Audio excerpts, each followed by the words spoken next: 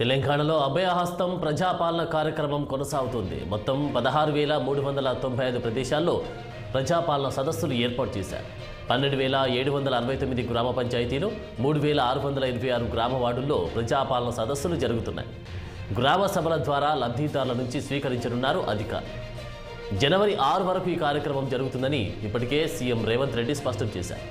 ఈ 4 పేజీల దరఖాస్తులో కాంగ్రెస్ గ్యారంటీల వివరాలు ఉన్నాయి. లబ్ధిదారులు దరఖాస్తుతో పాటు passport size photo, Aadhaar, ration కార్డులను జత చేయాలని అధికారులు సూచించారు.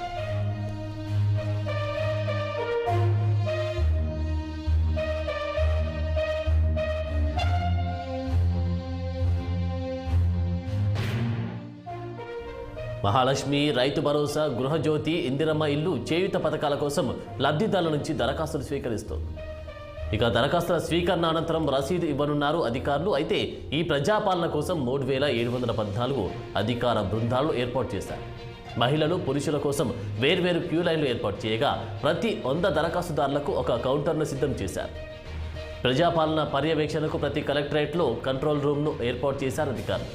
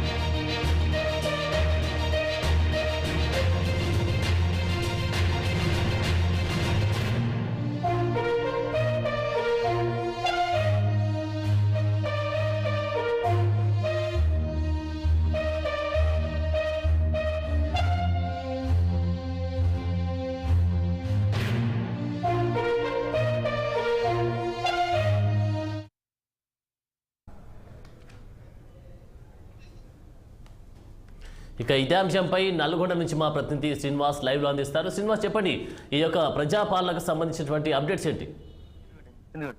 Thank you Anand. ఏదైతే తెలంగాణ ప్రభుత్వం ప్రతిష్టాత్మకంగా చేపట్టిన ఏదైతే ప్రజాపాలన కార్యక్రమం ఈ రోజు ప్రారంభించారు. దీనికి సంబంధించి జిల్లాలో అన్ని నియోజకవర్గాల్లో ఈ కార్యక్రమాన్ని ఎమ్మెల్యేలు, స్థానిక ఎమ్మెల్యేలు, అదేవిధంగా అధికారులు అయితే ప్రారంభించారని చెప్పొచ్చు. ప్రధానంగా ఈ ప్రజాపాలనకు సంబంధించి ఏదైతే దరఖాస్తులు దీంట్లో తీసుకుంటారు, ఈ దరఖాస్తు అయితే తెలంగాణ రాష్ట్ర ప్రభుత్వం అభయహస్తం ప్రజాపాలన పేరిట ఈ దరఖాస్తు ఉంటుంది. ఈ దరఖాస్తులో ఈ కుటుంబ సభ్యుల వివరాలతో పాటు దానికి సంబంధించిన అన్ని విషయాలు దీంట్లో పొందుపరిచి ఉన్నాయి. ప్రధానంగా తెలంగాణ ప్రభుత్వం ఏదైతే ఇచ్చిన హామీల అమలు నేపథ్యంలో ప్రధానంగా ఇటు మహాలక్ష్మి పథకం, అదేవిధంగా రైతు భరోసా, అదేవిధంగా ఇందిరమ్మ పాటు గృహజ్యోతి పథకం, అదేవిధంగా చేయూత పథకం, ఈ 5 పథకాలకు సంబంధించి ఈ అప్లికేషన్ లో పొందుపరిచారు. దీనికి సంబంధించి ఎవరికి ఏ పథకం అవసరం ఉందో, ఏ పథకానికి అరువులో దానికి సంబంధించి దాంట్లో ఫిలప్ చేయాల్సి ఉంటది. దీనికి సంబంధించి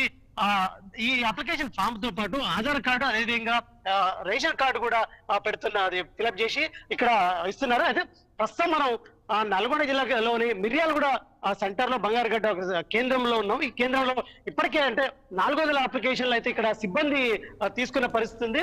ఎక్కువ శాతం మహిళలు అప్లికేషన్ ఇస్తున్న పరిస్థితి. మొత్తంగా అయితే దీనికి సంబంధించి అప్లికేషన్ ఫిలప్ చేసిన తర్వాతకి ఇవి మొత్తం అంటే ఈ రోజు నుండి జనవరి అంటే 2024 జనవరి 6వ తారీఖు వరకు ఈ అప్లికేషన్లు తీసుకుంటారు. ఈ అప్లికేషన్లు తీసుకున్నాక ఎవరైతే అర్హులు లబ్ధిదారులు ఉన్నారో వాళ్ళకి సంబంధించి ఎంపిక జరుగుతుంది. ఈ ఎంపికలో ప్రధానంగా ఇప్పటికే తెలంగాణ ప్రభుత్వం నిష్పక్షపాతంగా అందరికీ అర్హులైన ప్రతి ఒక్కరికి తెలంగాణ సంక్షేమ పథకాలు అందిస్తాము, అదే మన లక్ష్యం అని చెప్పేసి కూడా సుస్థిర పాలన కోసం ప్రభుత్వం ఉందని చెప్పేసి కూడా ముఖ్యమంత్రి రేవంత్ రెడ్డి చెప్పిన నేపథ్యంలో ఆ దిశగానే అడుగులు వేస్తున్నట్టు కనిపిస్తుంది. ఈ నేపథ్యంలో అన్ని జిల్లా సెంటర్లతో పాటు గ్రామాల్లో కూడా ఈ కేంద్రాలు ఏర్పాటు చేసి ఈ ప్రజాపాలన సంబంధించిన కార్యక్రమంలో భాగంగా ఈ అప్లికేషన్లు తీసుకుంటున్నారు. ఈ అప్లికేషన్లకు సంబంధించి ఇప్పటికే అయితే ఉదయం నుండి ఈ అప్లికేషన్ ప్రక్రియ కొనసాగుతుంది. ఉదయం నుండి సాయంత్రం వరకు, అంటే ఈ రోజు నుండి ప్రతిరోజు వచ్చే నెల జనవరి 2024 జనవరి 6వ తారీఖు వరకు ఉదయం నుండి సాయంత్రం వరకు ఈ అప్లికేషన్లు తీసుకుంటారు.